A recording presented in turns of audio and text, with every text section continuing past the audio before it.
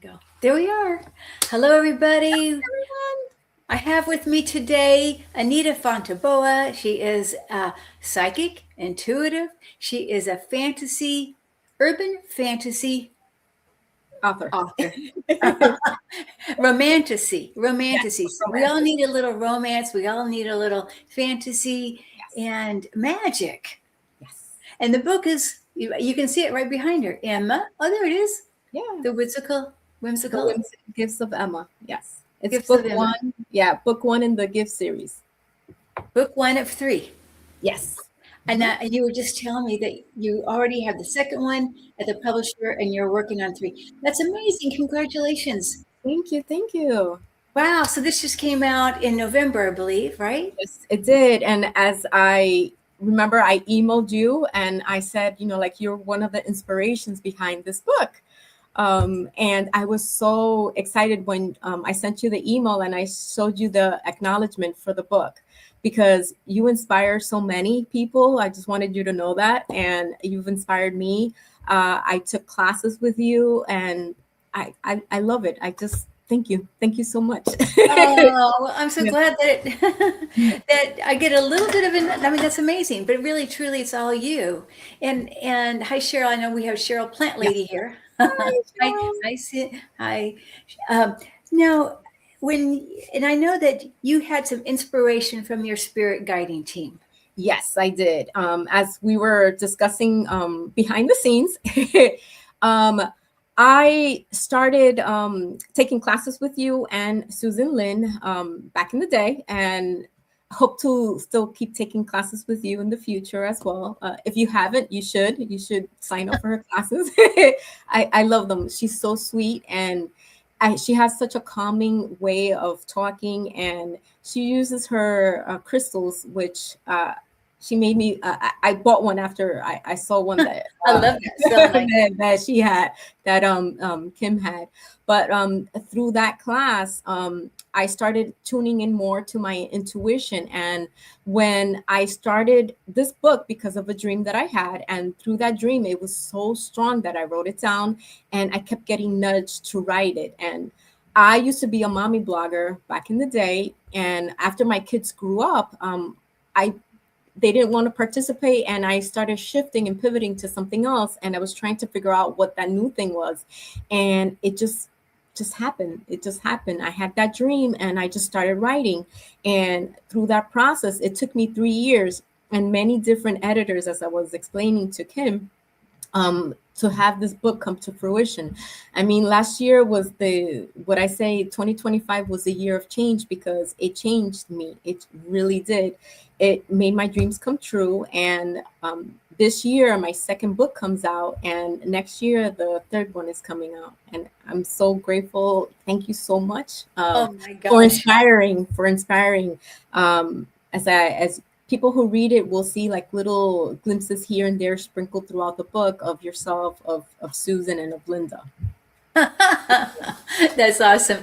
Now, so when you say you were inspired by your team, Yes.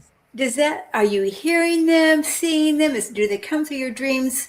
I mean, if we all want to connect to our team, we all do. We all really want that. I hear that all the time, right? Mhm. I don't see my guides. I don't hear my guides. So how do you get there? I started right after I took one of your groups. Someone mentioned meditating, and I started trying to meditate. And it took me a while, but once I did, I felt myself just being very like in Zen mode, where I felt like I was levitating, like my body was just like flying high up. And that's when I would get the images, I would get the visions, I would get the little uh, words popping up if I asked a question, or a vision would pop up. In my dreams, I would dream things. So if I asked a question, I would either see it like when I was writing this book, I kept seeing feathers, like feathers, a white feather everywhere. That's why you see the feather in my book, because it's a sign. It was a sign that I kept seeing when I wanted to give up and I didn't know what to write. I would find a feather, and the feathers were sprinkled in very strange places that you wouldn't find. But that's one of the signs that I would get when I was writing this book. I would find a feather, a white feather. I know other people have different ways, but those are some of the ways that I used to get my messages from them. And sometimes I'm just like half asleep and half awake, and that's when sometimes it comes in a little bit easier when your mind is just calm. uh, I know people have said that before. I don't know if that happens for you, but that's like the best time to get like messages that come in. I agree totally. For me, it's usually in the morning between sleeping and awaking. Yes, yes. That's when I get my most important message. But I'm a morning person as well. So if some people may be a night person, they're going to maybe get it more at night, as they're going to sleep. So you're saying to me, then do you feel you got the signs from heaven, or signs from the angels, or signs from your guides Mhm. through white feathers? Perhaps sometimes you would see things as well, Yes, I besides did. from and see in your mind's eye. Yes, So, yes. okay, a feather is very tangible. Yes, yes, because I know I've said this before. I'm probably gonna sound like a broken record, but there were times where I was trying to find like inspiration, and I couldn't figure out like the next part of the book. And when you're writing a book, I had to learn how to really plot the book out, and I had to read a lot of books about how to write a fiction book because I didn't know how to do that. I was just told write, and that's what I did. But once I wrote my book, I had to make it in a way that the story would flow.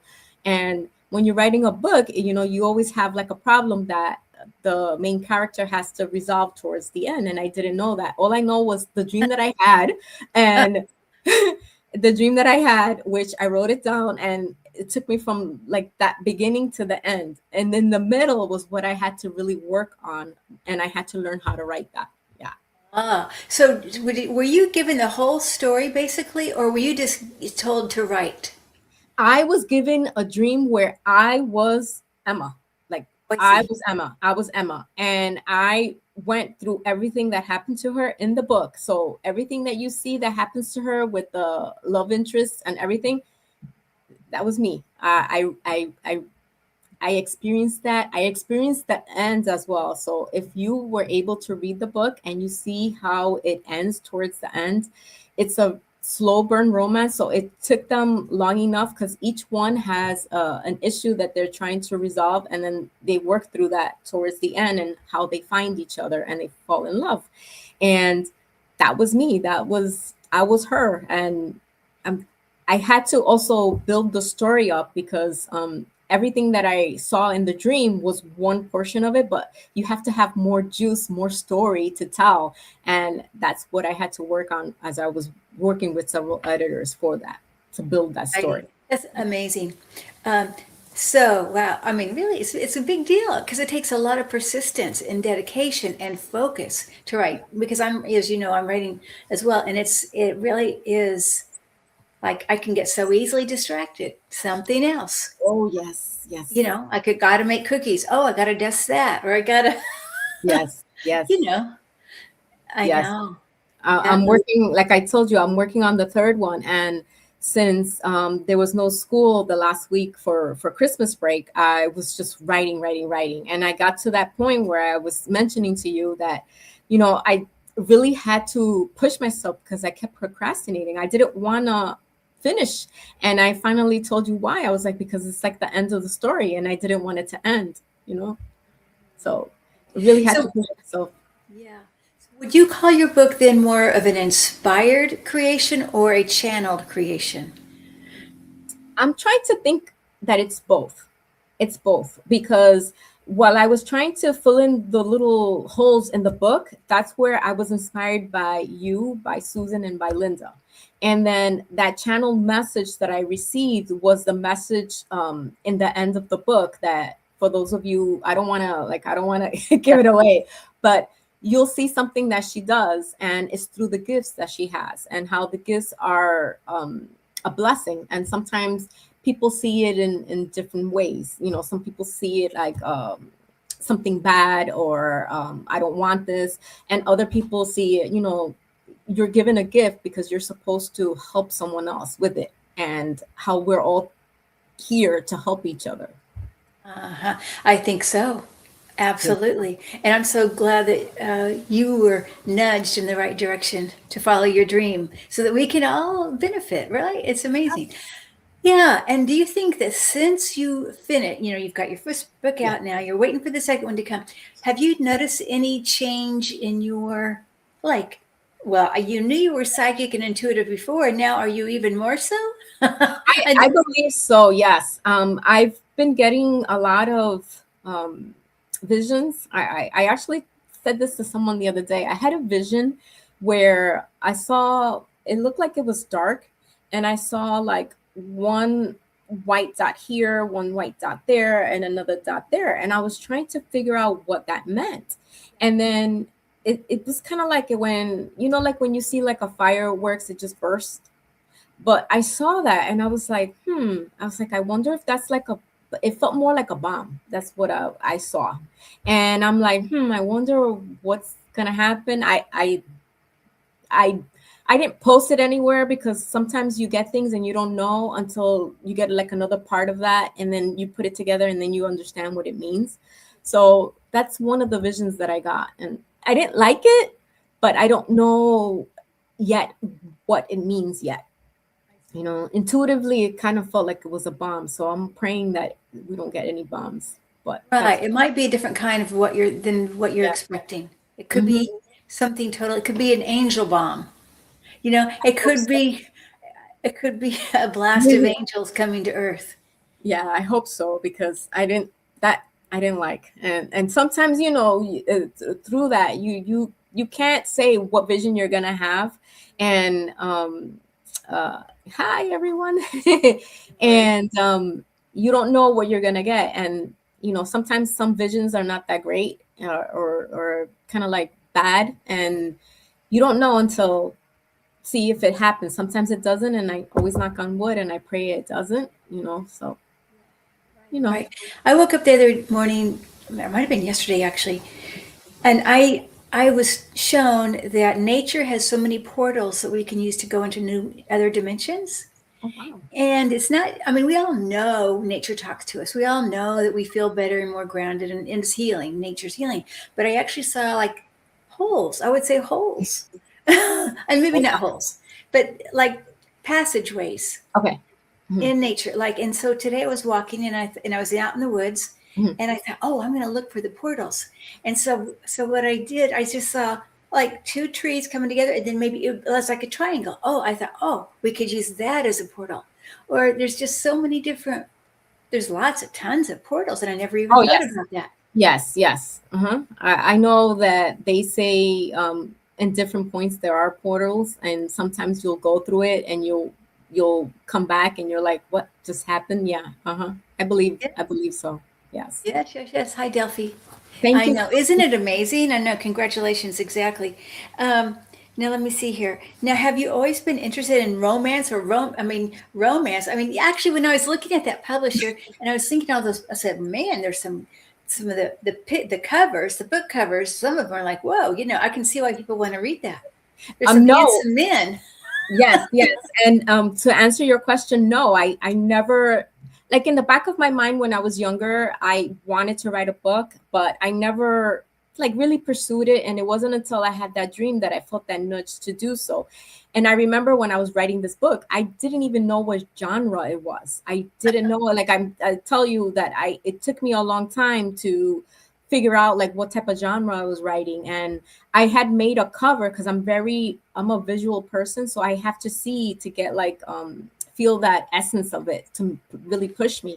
And I created a cover, and I didn't know that what's popular like 5 or 6 years ago is not the same now. Everything is always changing. So I Hey, had to the cover that I had drafted is totally different than the one that they made. oh, Yeah. really? Okay. And I do love it. I love the white feather. That's awesome. So, and do you still find white feathers? Yes. Yes. Oh my gosh. So there's more. I think there's another series coming. Yes. So I named my book the gift series, and it's all during all the clairs that you have, the seeing, the knowing, the smell, the taste, like all of them that you can think of. And in this second book, it's a new one. And if a little hint, like if you've ever heard of Padre Pio Petruccina, he's from Italy. He had the stigmatas, but he also had the gift of bilocation, where he was in one place at the same time as being in another place. So that is a big thing that I put uh, in the second book. I Oh, really I have the cover and everything, and I cannot wait to like show it. But it's more so once I know that I have the book from the editor back, and then it goes through its channels, then I know when exactly it'll come out. But it's coming out in the summer. yeah, that's awesome. No, no, oh, I mean, that's exciting. Oh, I love that. Oh my gosh. Wow. Um, Now, let's see here. I know there's people here that are listening, and I'm wondering if anybody has any questions that you want to ask Anita, please post your questions, right? Yes, post it. Yeah, yeah, absolutely. Okay, so let's see here. And it took you 3 years to write your book Yes. and then about a year for it to be edited. I mean, it's a process. Yes, it is. When I originally had my book, uh, when I originally had my book was supposed to come out a little bit earlier, and then it got pushed because editing it back, and also since I work for a school, I'm off during the summer, so I usually tend to write during the summer here and there, but it took longer to edit because it was my first book, and they have a different way. Every editor and every publisher has a different way of editing their books, so learned a lot through that, and hopefully this time around it's going to be faster to edit. Hopefully, right. And now, I mean, I think it's a big deal to have to get a publisher because most people you hear, anybody can self-publish a book, Yes. you know? And I've done that. I have the route of self-publishing, but what people don't see is also, even if you have a traditional publisher, you're your own marketer because you really have to market your book. And that's also another learning curve that I had to learn. And it's kind of hard because you're wondering how to do that. And there are certain people online that they'll show like little classes of how to do so. And sometimes it's a hit, sometimes it's not. But hello Hi, everyone. hi, Bernadette. Hi, Gigi.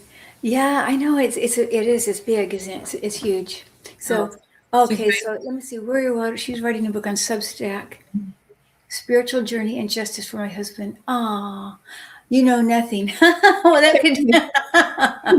is it a nonfiction? So it's real story. I think so. Yeah. Yes, it is.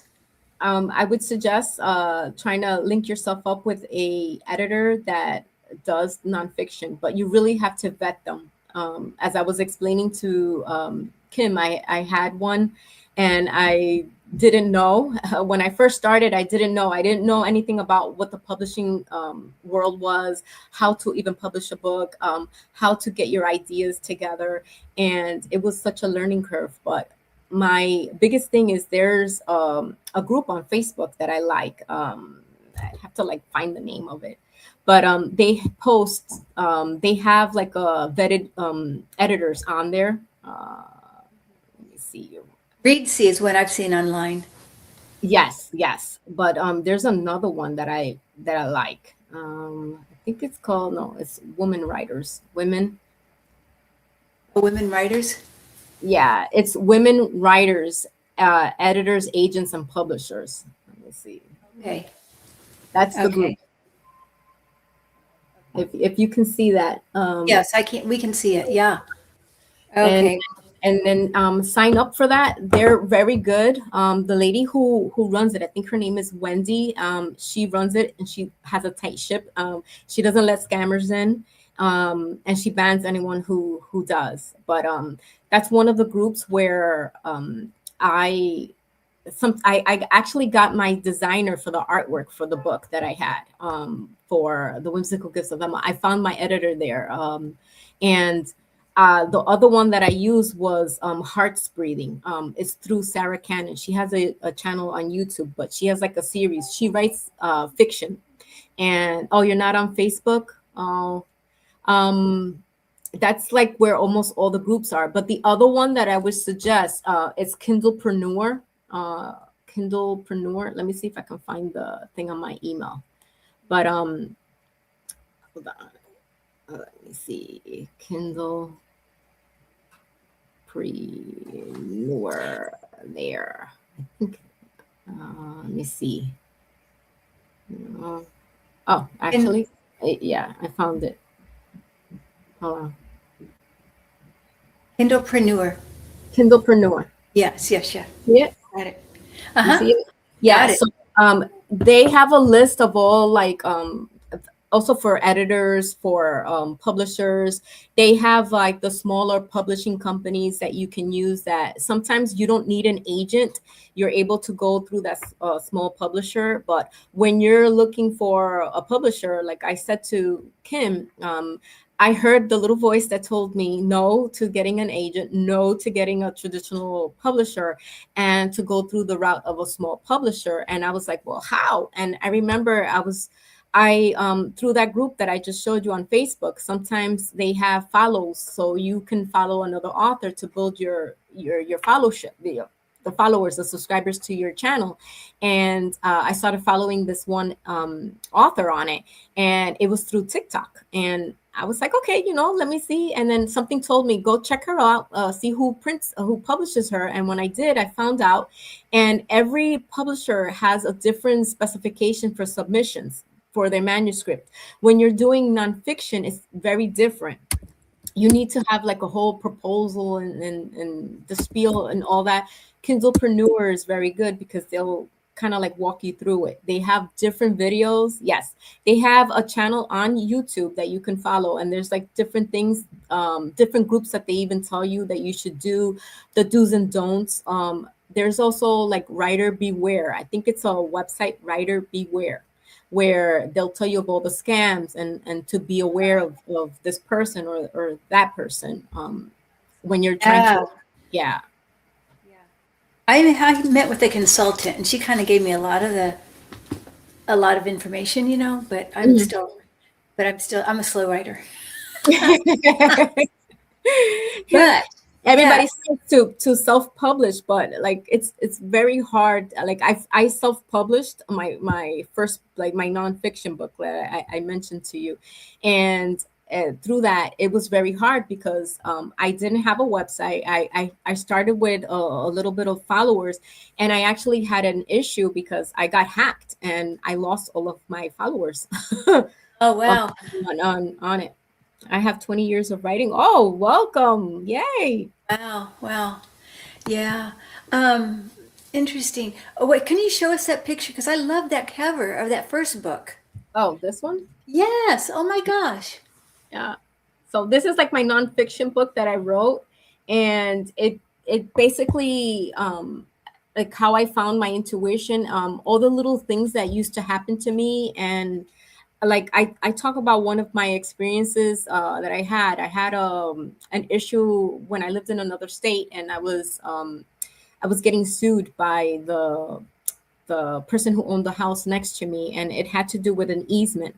So I learned about easements. That's basically when you own one building and the other person owns another building, and in your deed, the middle part of it, it's kind of like you're able to use it if it's on the deed. And I found out it wasn't.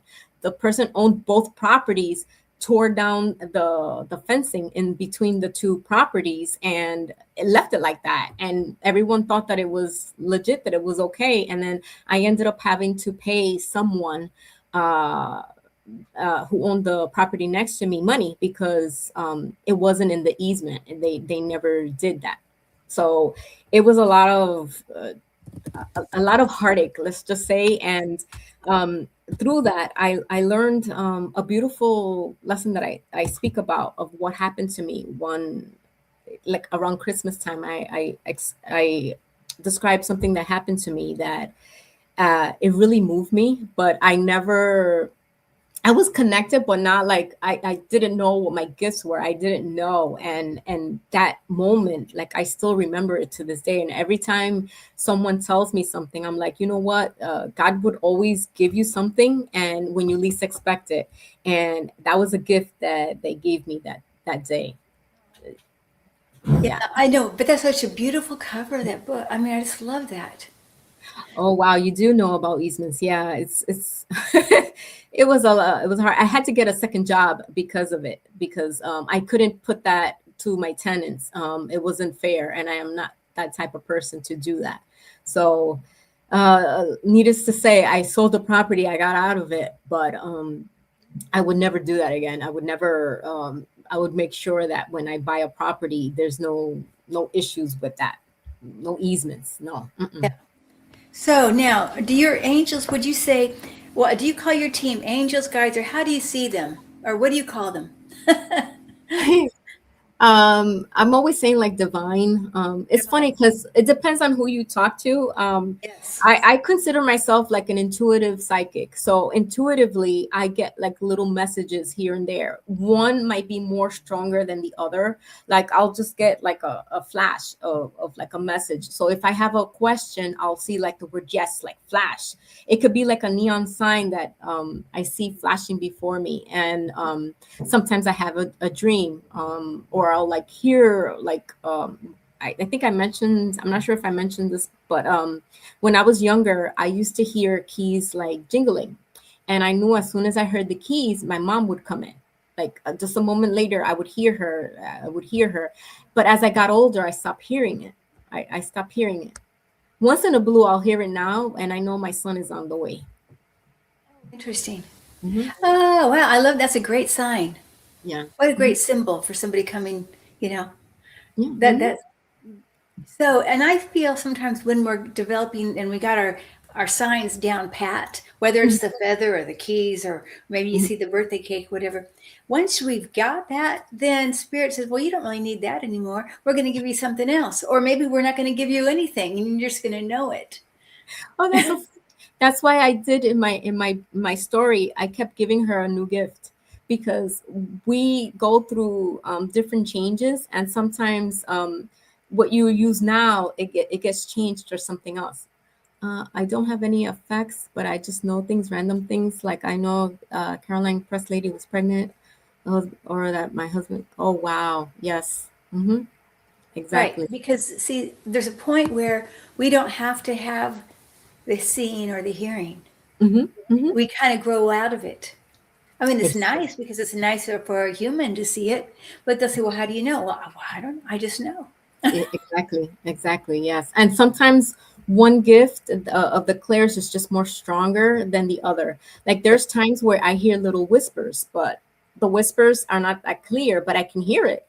I just can't make what they're saying. Sometimes it's clear. I know. Sometimes it's not as clear. Hmm. And so I don't know if I asked you behind the scenes or here in the group, Yeah. if you would consider your book to be channeled or inspired. I said it's a little of both, a Yeah. little of both, because I didn't channel it, but it just came to me in the dream. And then, as I mentioned, I had to develop more of the story than just the basic part of what I dreamed. And that's where I was inspired by you ladies. And, each one of you had uh, a little different part of who you are that I put into Emma's gifts that you see throughout the So book. fun. Yeah. So fun, so fun. Yeah, I've got some of my crystals here. I've got a crystal with me here and another crystal here. I got my thing, and I have this one, and I have my little Oh, I small. love those. Got to have your selenite, right? Yes. When I say my prayers in the morning, I hold a selenite in each hand, Hmm. and I'm waving my hands around like this as I'm saying my prayers. I'm Hmm. talking to Mother Mary, do all this. It's just a ritual of a human, right? As we as we Yeah. do at least for me, not Yeah. everybody needs that, but it just helps me to get into that zone. Yeah. So like I told Kim, I said that's one of the things that you'll see, because she'll use her little crystals in the story. And that's where you see Kim come out with her crystals, because at the end, when we had our sessions or classes, you used to bring out the crystals, and I enjoyed it. Yeah. Well, I'm just so happy that it's worked out for you as far as, really following. I think this is what we could all, you Mhm. got the nudge and you followed it. And sometimes we just decide, oh, it was important yesterday, but maybe not today. I'm just going to go on. and also to be so dedicated with your nudge. And to that effect, I remember I had finished editing the book the second time, and I was now trying to find the third editor for the book. And I think I had mentioned that I was getting a wax, and through that wax, when I was lying on the bed, I kept seeing a feather just like flying in the air, like, just dangling in the air. And I just thought it was so peculiar. And I'm like, why am I seeing that? And then while I was in the bed, I was thinking about all these scenes and all these things that I wanted to change in the book. And I was like, oh, that was my sign, like keep writing it, keep writing it. So I have a character in the book. Her name is Angel. She is the angel for Emma in the book. And she's funny, and you get to see like her side and how she helps her out through the story, and you see that. And I dedicated like that one chapter that's her. So whenever you read it, you'll know that your angels are there, and she even tells you like, we're here, you can ask us for help, you can ask us a question, and we're here to help you. Mm-hmm. Wow. Okay, let me just see here. She says she's publishing abbreviated versions and raw journal entries from the same time as a chapter. Oh, very good. Very good. Now, that's great. Now, if you guys have any more questions, because we've got Anita here, she just is going through the process. For me, I'm just in the writing process, although I've met with a couple of different people. The thing is, I do know that there's a line editor, there's I don't know. There's a developmental editor who develops your story. There's the line editing, which I learned because this was one of the things that I didn't know that I needed. But the copy edits, and then like the last part is like a proofreader. But for the proofreader, if you have a traditional publisher, I just let that part, because editing a story and finding an editor is expensive. You need to pay by the word count. Oh yeah, by the word count. The one lady, the lady who's I consulted with, she said, now make sure so you can change your words. Say instead of I have, wrote I've, or will not, won't. So that's one word instead of two words. To change the cost. Yeah, she does. But then it's funny because then one of the editors that I had said, like, don't use don't, do not. It sounds better. And I'm like, okay. But then one editor will tell me that, and then another editor will say, no, do it that way. So everybody's yeah. Right. I know. Yeah. That's awesome though. So let's see. I'm so glad you decided to use a publisher versus self-publish. Yeah, so I knew that I wanted to find a publisher for the fiction book. I knew that that's what I wanted, and I just kept getting nudged, because after the rejections that I kept getting, I was like, okay, I have to re-examine why. And then that's when I started realizing that what I had wasn't a novel; it was a short story. Not a lot of people want to publish short stories. Everybody wants like a thick novel, or even thicker than that if it's sci-fi. But I knew the story that I wanted to say. I had the dream and I wrote it out, but I had to fill it in with more things. And through that process was how I got that new editor, and she really helped me. And I found her through one of the Sarah Cannon, who has her YouTube channel, who's also a YA author, and through her group was how I found the publishers. How many word minimums do you think? In what way? What she's talking about, I think, like if you're doing a memoir versus a self-help book, and I've looked at that a little bit. I don't know. I know that when I wrote this book, I just wrote it, and I didn't pay attention to how many words or anything like that. I just wrote it. I found an editor on Fiverr. I found the formatter on Fiverr, and the person who did the cover on Fiverr. I probably, like with what I know now, I probably would have gone a different route and not on Fiverr, because I had one and they did such a bad thing, and everybody who's on Fiverr, some of them are not legit. I learned that. Yeah. Got it. Well, for me, what I've learned, like if you're doing a self-help book, 50 to 70,000 words. if you're doing like a memoir, 60 to 80,000. So I mean, I've got it down because I know what I need to reach to. Yay. And so it just depends on what type of book you're writing. Mhm. Yeah, like my book right now, it had like 70,000 words. But through the editing, when you're editing it, you're deleting a lot of stuff. This is like full of words. You don't need this. You can take this out. You don't need this. You can abbreviate this. No, you have to say this like there. If it's like a different language, you have to use like italics. And if you're doing like a text message, you have to it has to look like a text message. So all of that is in the editing that you have to edit. So I'm learning. You never stop learning. You never Never stop stop. learning. Yeah. And well, life wouldn't be fun if you stopped learning. Yeah. Hmm. Exactly. Exactly. Well, I'm excited. I mean, oh, that's awesome, really. Anything else you want to share with us before we say? I don't know if there's no other questions, and do you have anything else you want to share? No, I'm just excited for this new chapter of 2026, and I am praying that this book is made into a movie. That's what I'm really Oh, praying. I am taking my like manifestations up a notch because like you have to believe in yourself, and I believe in this book, and I believe in the message that it has, the message that we're not alone, and that there is something higher than us. Oh wow, I'm getting goosebumps. something Yes. higher. Oh, I absolutely. There is. I I am on Substack. I'm on Substack as author Anita Fontaboa. And I agree, Warrior Widow. This is the year for it. I Yes. do, and I was watching an astrologer last night, and I'm a Cancer sun sign, Yeah. and she said this is the golden year this year because every 12 years we rotate, and this Mhm. is a really good year for Cancer. So Yeah. I'm banking on that. I can't chat with her because it says to join the chat and it says to connect my YouTube, and I thought it was connected, but Oh, okay. So she just wants to know how to find you on so your it's Capricorn. so On it, like you see my name on the counter, it says at Anita Fontaboa, just put author. Oh, awesome! You're Capricorn like my husband.